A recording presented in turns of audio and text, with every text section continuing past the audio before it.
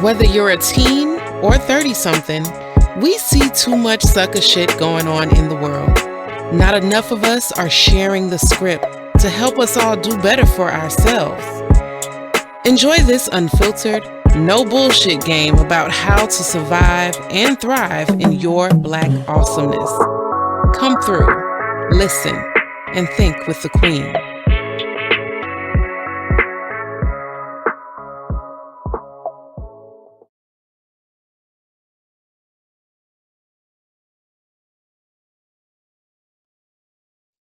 Hey, hey, hey.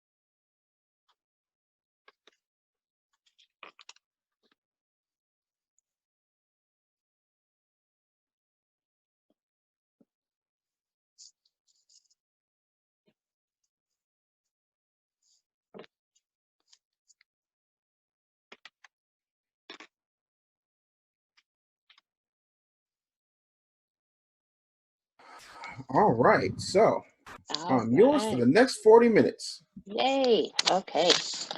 So, I'll, I, people need to just Google you just to get the uh, idea of what all you do. But, thank you so much for giving me your time and let me just pick your brain and talk shit, for a few minutes for my Yes, podcast. So, yes. all right. So, my first question to you is you are, from just me looking from the outside, seems like you are hitting a peak. Like you about to just ball out of control. You're about to achieve so many things, you know. So what would you say are characteristics of a boss? Because a lot of people, say, "Oh, I'm a boss. I do this and that," but you are a real one. So, undisputed. So I think it's important for my audience to get an idea of what really qualifies as that, so we can stop bullshitting ourselves. Well, I mean, I think that's a great question. I mean, when I tell you, I hate the term boss more than anything, because people throw it around so loosely. Uh, but I tell people all the time, bosses get hired and fired. I'm an owner, Mhm. I'm a CEO. A real boss, though, because you got a bunch of people out here, oh, I'm a boss. And it's like you're driving Uber. You're not a boss driving Uber. You're someone pretending to be a boss. You're the grown up version of playing dress up. You're stunting for Instagram. You're not really doing anything that is life changing or life affirming. You're just pretending. You're a pretendpreneur.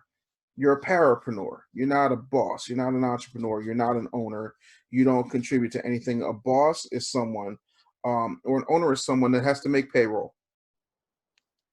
you know they control their day from sun up to when they put their head on the pillow, as opposed to someone who just says they are. Like, it's cool to be an entrepreneur now. It wasn't cool when I was talking about do for self, and that's one of those things that most people just will never understand because the Do, conditioning is so deep. Yeah, I was getting ready to ask, why do you think that is? Because, there's like a small handful of us who were put on games, at early ages to be able to do what you do, now. So, and help others do so, but you said it, conditioning. Yeah, it's definitely conditioning. You, from the time you're 3 years old, you're taken to someplace for 40 hours a week. You know, taught where to go, when to eat, when to take a break. All of that kind of good stuff gets tossed out. And so what winds up happening is you get caught up in that dynamic, and that dynamic becomes your norm, and because that's what you're used to, that's all you ever get. And because it's all you ever get, it's all you ever know. And because it's all you ever know, even if you try to do something else, unless you deal with what's happening in that 2 square feet of untapped real estate between your ears, you're going to fail because it takes a different type of mindset. Right. Okay. Okay. So, what would you say is the hardest lesson that you've learned that led to now, to the success and everything that is coming to fruition for you right now? Hmm, great question. I would say that lesson, quite frankly, is you can't do it all yourself. As much as you would like to, as much as you think that you are able of pulling that off, you can't. If you're going to be a true business owner, as opposed to just being your own boss, because those are two different things, right? Being your own boss means you own your job, but I had to stop being a labor addict.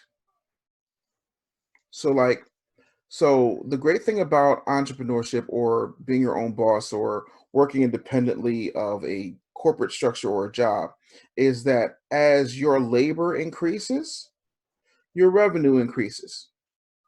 The bad part about having a labor addiction is as your labor decreases, you get sick, something happens, you want to take a break, you want to take a vacation, well, then your revenue decreases right along with it. You know, now I work 3 days a week, you know, and the other four are either spent with family or working on projects outside of my coaching and marketing business. So it's a mindset shift and it takes a lot. And then, you know what Tylenol is good for? Mm. It's good to help you get over a headache or, get some relief from your pain, but it doesn't cure anything. It's temporary. It abates the symptoms. You know what a paycheck is good for? Abating the symptoms of poverty. Yeah, I that's call it the biweekly insult because the amount of money that you're generating for that company is far more the amount of money that they're giving you every 2 weeks. But you're like, you I got a know good job. you know what? Just to speak on that, yesterday Hmm. I found out that in July of 2020, I collected $62,000 in child support. And of that, 11 about a little over 11,000 went to the families. And well, I should say, wait, 11,000 was ongoing and like 56 was like just past due. And I can tell you I probably make about 54 a year. So I basically made more. I And your collected more salary. for them in a month than what I make in my yearly salary. Cold world, bundle up. Hey, that's why I'm fucking with you. So I can give my exit strategy right, so I can fire them, and still Hmm. help our people. So okay, so that lesson learned led you to now. What lesson are you working on now? Since we're not perfect. Mm-mm. Do- I'm working on having patience with people who are still victims of their conditioning. And the other thing that I'm learning is that the less money people have, not in all cases, but in most cases, I'll say 8 out of 10, the less money people have, the more that they think they're entitled to. And sometimes dealing with the fact that people are conditioned and people are entitled, it can stress you. It can make you feel like, okay, yeah, not really here for this.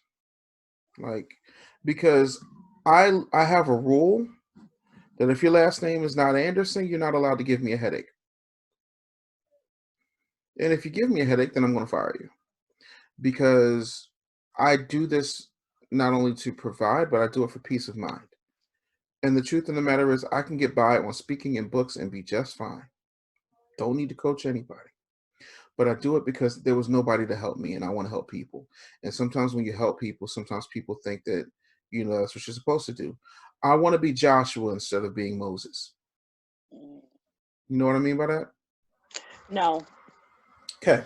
So it is estimated that the distance walking from Egypt to the promised land of the Hebrew Israelites is an 11-day journey. Okay. Took Moses 40 years. You want to know why? Because every time he was trying to make a move, people were complaining. Oh, we need bread. Okay, boom, manna from heaven. Then it's, oh, we need meat. Boom, okay, quail. It was just constantly this, that, and the third, to the point where Moses went and communed with God, came back down. They made his brother make him make a gold god out of a golden calf. So Moses got so frustrated, he drew a line in the sand, where the term line in the sand comes from. And he said, whoever's on my side, stand on this side of the sand. Who's ever with this other idolatry, sleeping with your sister stuff, y'all stay over here. And then Moses ordered everybody on his side to kill everybody on that side. Mm. And that's why Moses saw the promised land, but never entered it. You know who did? Joshua. I want to be Joshua. You're not going to make me Moses. I'm not going to miss my opportunity to be in the promised land because y'all want to complain and bitch and moan about things you can't possibly understand yet because your conditioning is such. Wow. Wow. I have to say, in my 37 years on this planet, and I was raised by my great grandparents, and they were in a Baptist church.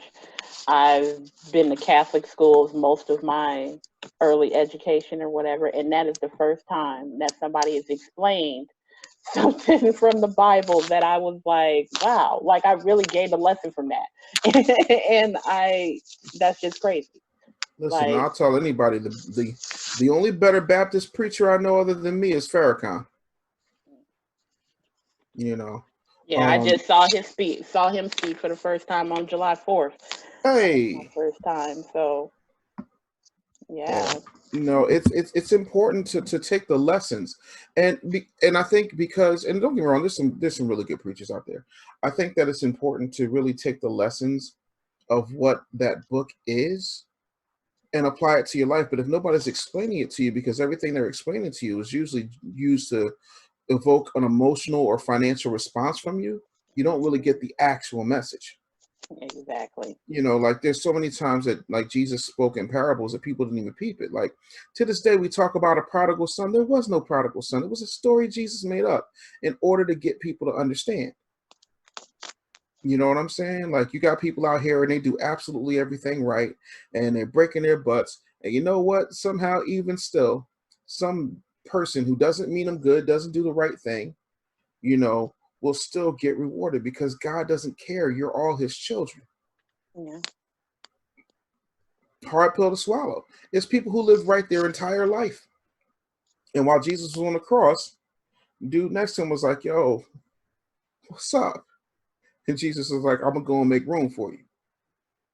So a dude who had no time left on the clock, who had already been basically executed by the state and was waiting to die, got a spot in heaven where he couldn't make amends for all the bad things that he did because he deserved to be there. Jesus didn't. And Jesus still found a spot for him. Like, we don't talk about redemption. We don't talk about growth. We don't talk about patience. We don't talk about struggle, Yeah. And that's the thing. Okay. So, there's that. All right. So, what would you say that our people, Black people, what do we need to start doing now to start preparing for what's coming? Because we can all speculate about how bad it's going to get before it gets better. So I think we all have in our minds, how to prepare for that. But what would be your suggestion that you think we need to? First thing, turn off the fucking news. Second thing, calm the fuck down. Right? So let me just do some quick math. I'm going to pull up my calculator for those of you who are listening and not seeing this visual. I'm going to pull up my calculator and I'm going to run some numbers. The first number I'm going to put in, right? And this is a very, very small number. 2020, right? Mm-hmm. Okay. So then we're going to subtract. We're going to subtract from 2020 1,776. All right? Mm-hmm. That leaves you with 244 years. So now I'm going to subtract 4. So that leaves you 240 years. So now we're at 2016.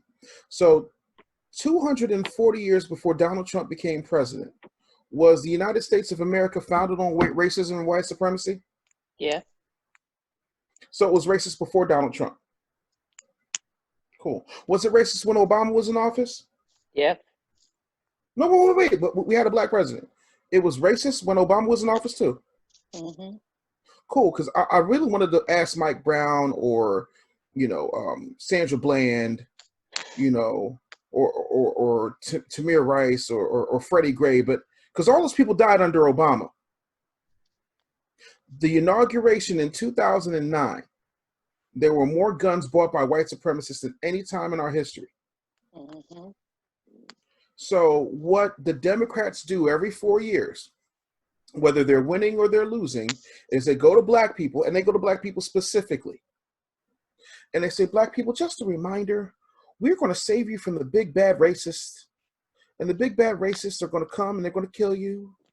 And they're going to do all these horrible things to you. Did Trayvon Martin happen under Trump, or was that Obama too? No, that was Obama.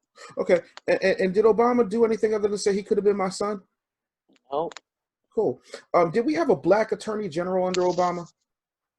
Yeah, Eric Eric Holder. Yeah. Right. Was George Zimmerman brought up on any federal charges No. for unlawfully detaining and kidnapping a minor? Absolutely not. So that's effectively what he did. Yeah.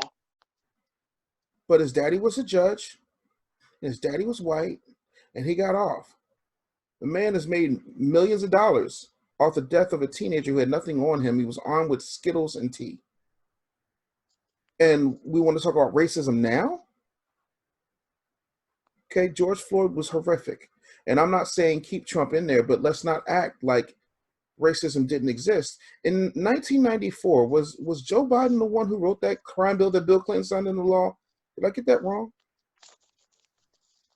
I believe you got it right. Okay, so racism is, if racism is the root of America, and we know that systematic white supremacy with a healthy dose of enslaved African people who have yet to be paid for their labor was what made the United States of America a superpower, how much worse is it going to get? What's going to happen statistically? I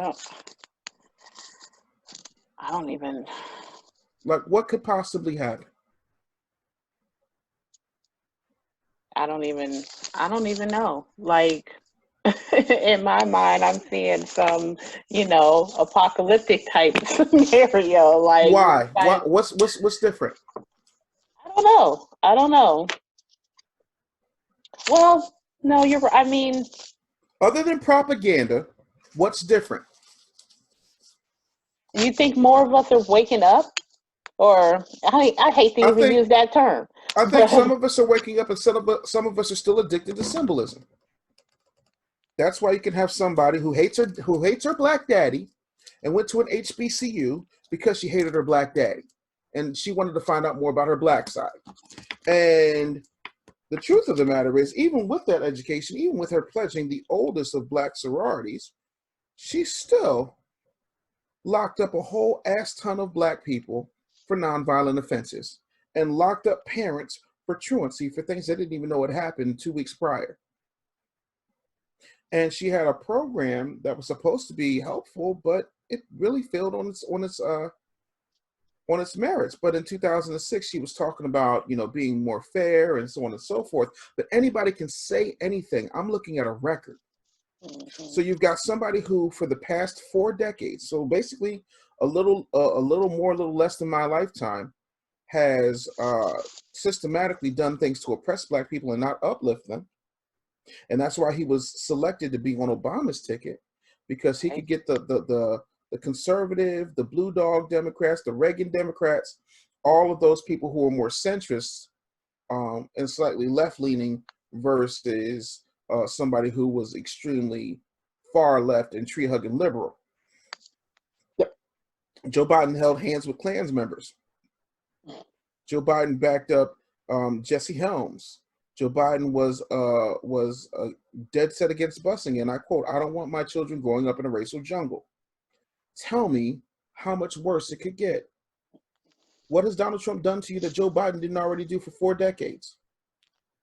But you know what? It's so hard to find people that you can have a just civil conversation with. Like they're so into their emotions, and And that's why and black people lose. yeah, and That's why like black some people people lose. talk about, it's generational, like baby boomers feel a certain way, compared to what young people feel. But everything that has been done up until this point has not worked because we're still dealing with the same shit. So I don't understand where this resistance to trying something new and to, try the things you haven't tried, even though they were telling you to do it. People were out there saying, hey, group economics, let's become self sufficient, so we don't have to deal with their system. But, they didn't want to listen, and No, they let's still tell don't the want to truth. listen.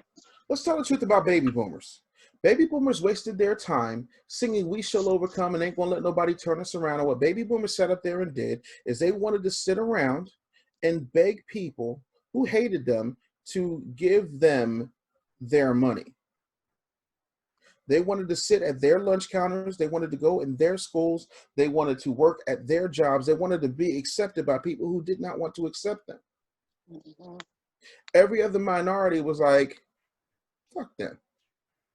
And they did for self. My grandmother, like my mother's mother was born in the 20s. My father's mother was born in 04. Mm-hmm. So I got a bit of a different experience.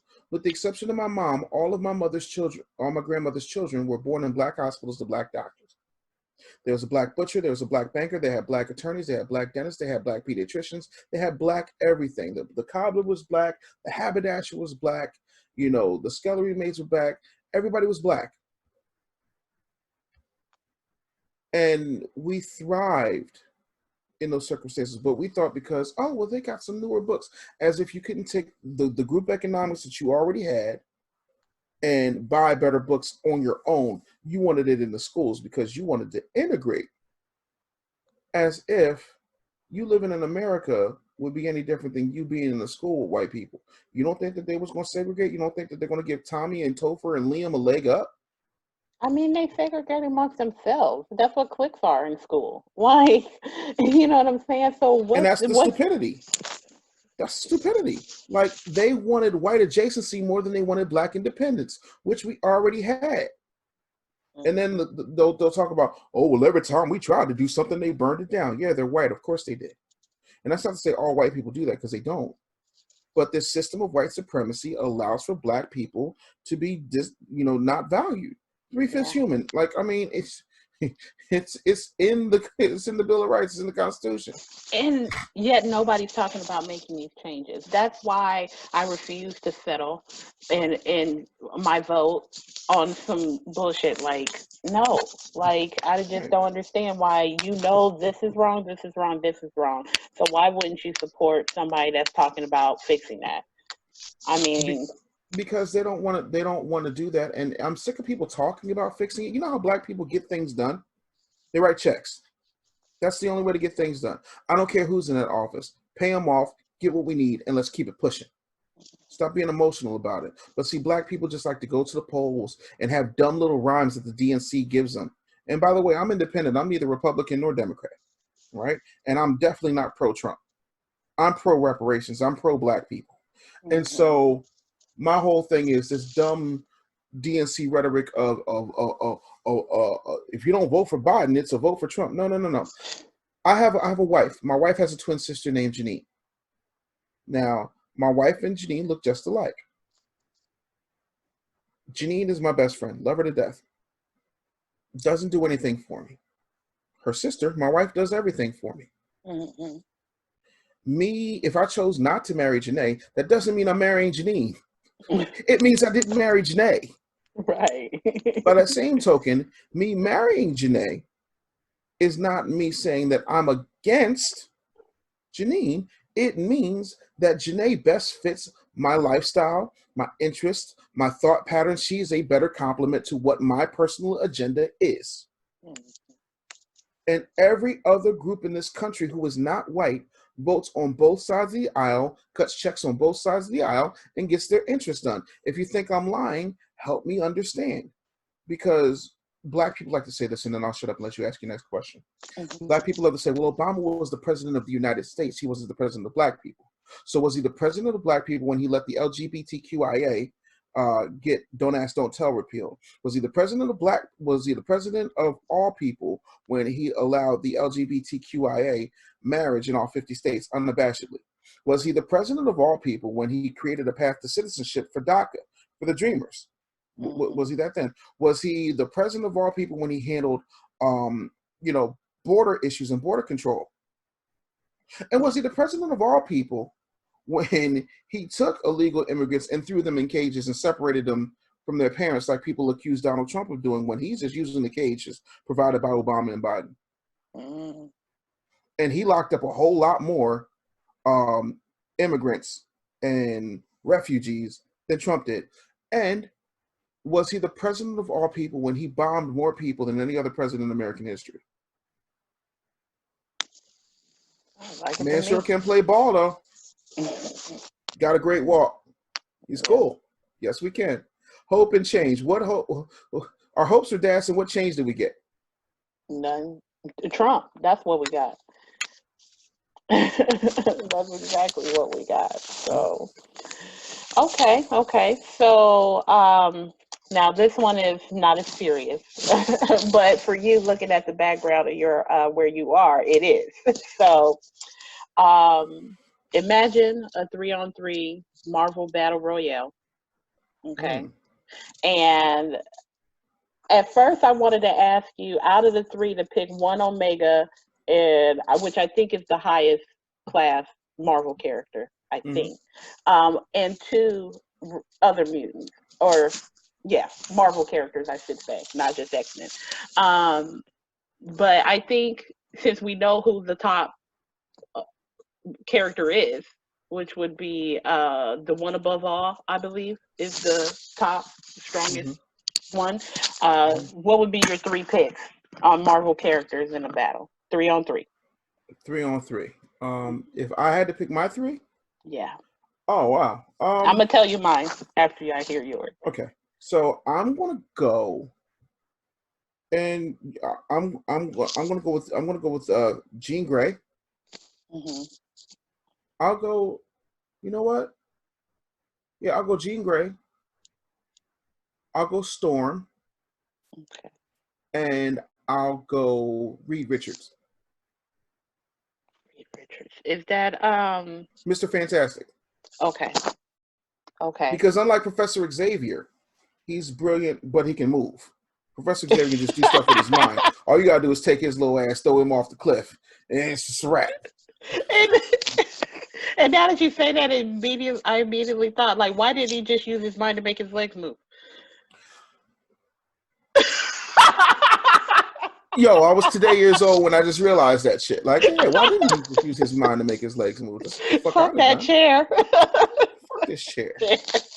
Okay. You're the most powerful mutant. You can't make your legs work? You can't make your brain tell your spine to repair itself, Professor X? Even with Cerebro? Right. There's some plot holes here. The Marvel's going to have to do some explaining about. Right. Damn. Message right here. Okay. So my three would be the Phoenix and Jean Grey. So which is actually a battle in itself, since they are, fighting within the same being, I guess. Right. Rogue. Which I think is like one of the most undeveloped characters out of the Marvel universe. Agreed. And then Deadpool, just because he's just a wild card. Like he's immortal. I mean, not immortal, but I mean, he's gonna heal from anything you really do to him. Yeah, he's definitely gonna heal. And I always wondered, if you cut Deadpool in half, do two more halves grow? They regrow themselves according to the movie logic. Right, but the thing of it is, if you cut the top half, right, from the bottom half, and then you separate those two halves. Do two more Deadpools regenerate? Ooh. See? That's interesting. Okay. Just saying. Okay.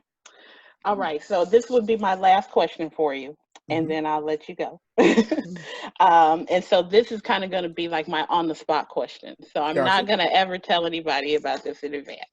I want your top favorites, and you have 7. So I need 7. So what's your favorite food? Wow. My top 7 favorite food or just favorite food? No. I'm going to ask you 7 your favorites. Okay. 7 favorites. Okay. Yeah. So my favorite food. Wow. Chicken wings. Well done. All flats. Like my husband. Okay. Half lemon pepper, half Cajun. Ooh, he's a lemon pepper. Okay. My wife is a full-on lemon pepper. Okay. Music, artist, or genre? Wow. It depends on what I'm doing. It's such a hard thing. Like, for me, Michael Jackson's to me is the greatest of all time, greatest in the history of sound. Okay. Rock band, I give it to Living Color. Okay. Like Cult of Personality does things to me. That's like my anthem song. So I would go Michael Jackson just for sake of time. I'll go Michael. Okay. And all Michael. I don't mind. I like Big Nose Mike. I like Peter Pan Mike. I like all Mikes. All Mikes matter. Oh man, that need to be a shirt. Type of art. Wow. Oil on canvas, modern. My brother JT does amazing work. So I've actually got an Eartha kit. I'm getting stretched. This, this is a superhero room, so I wanted the original Catwoman up. So I've got an Eartha kit, and then there's a painting. If you go to businessbullyshow.com and you look at my sneakers, on the tongue of my sneakers, there's a picture of me. That picture was painted by JT, and it was oil on canvas. I actually have that picture, and that's going to be on this wall over here. Okay. So I'm like Lady Winchester. I'm never done with my office. It's your space. It's your creative space. Absolutely. You got to keep moving, keep changing it. Okay. Favorite movie? Shawshank Redemption. Okay. Favorite book? Wow, that I didn't write? That you didn't write. Wow. Favorite book that I did not write. Ooh. Purple Cow, Seth Godin. Okay. Because you're married, of course I'm asking the answer to this would be your wife. But what's your favorite characteristic about her? Wow, what's my favorite characteristic about Janae? Wow. Because I've loved this girl since I was 17 years old. So it's hard to say, but I'll say my favorite thing about her is that she brings order to my life. I tell people all the time, I'm chaos, she's order. She brings order to chaos. And that's not an easy thing to do because, when you put me in the hell that I was in for a very long time, to pull me out of that and to, there's nothing you can do that would faze me. There's some things that bother me. But overall, there's a difference between an annoyance and something that, breaks my soul. My soul was already broken. So I don't really care. I'll take the risk. I'll go all in. And I tell people all the time, I'm the type of dude, and this never really happened. But metaphorically, I've said, hey, Janae, I want to go jump off this cliff now. I'll see you later. She's like, whoa. She'll grab me. She's like, what are you doing? I'm like, I'm going to go jump off the cliff.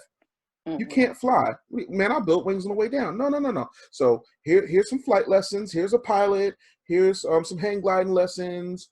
Here's a hang glider. Here's a parachute. Now you can go jump off the cliff. So order to chaos. And she does that. And she's very logical. And she's the only opinion I trust 100%. Okay. As it should be. Right. I don't know how people are married to people whose opinion they don't trust 100%. That doesn't mean I always agree. But I trust her opinion, because why would she tell me anything that would fuck up her house? Exactly. I don't even understand how you could be dating somebody and you don't have that, not that level of trust, because that takes time to build. Right. But if you can't even trust them, if you got to lock up your purse, you got to keep your eye on your purse when you with them. Why are you dating them? Why are you? Because Lamondre is out there putting it down. But also, as soon as he knocked you out with the dick, he in your purse. He's stealing Right. all your valuables, and he's So you out, just and you got never fucked hear and from him got again. fucked. Right? Jesus. Craziness. Okay. So the last one of the 7, your favorite activity. Wow. My favorite activity. You know, I gotta say, if there's one thing I love more than anything, it's spending time with my girls. It really is. Okay. I love them for different reasons. Like, Dory's my road dog. That's the one, I go to all the movies with. She's the one I can bug out with. It's a different type of thing. Devlin, she's a cuddler and she's got all this energy, and she just wants her daddy, you know. Mhm. Um, so it's being with them, although there are times where I'm like, it's the greatest thing in the world, and it's my most favorite thing in the world to do. Wonderful. Okay. Okay. Well, I know this definitely won't be the last time I have you here, and I thank you so much because, of course, I want to value your time. Of course. Uh, so I'm gonna pause here, and then I will let you get through your rest of your day. Thank you so much for having me. All right. Thank you. I hope I at least gave you some laughter along the way No, today. no, this has been great. I've really enjoyed it. Okay. All righty. So I'll talk to you later. All right, see you soon. Okay. Bye bye. Bye.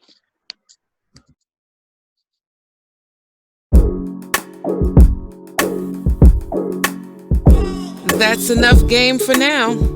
Follow Queen Doja on Facebook and Instagram at The Script Podcast, online at thescriptpodcast.com, and YouTube at bit.ly/The Script Podcast. Stay awesome, blessed, and always on script.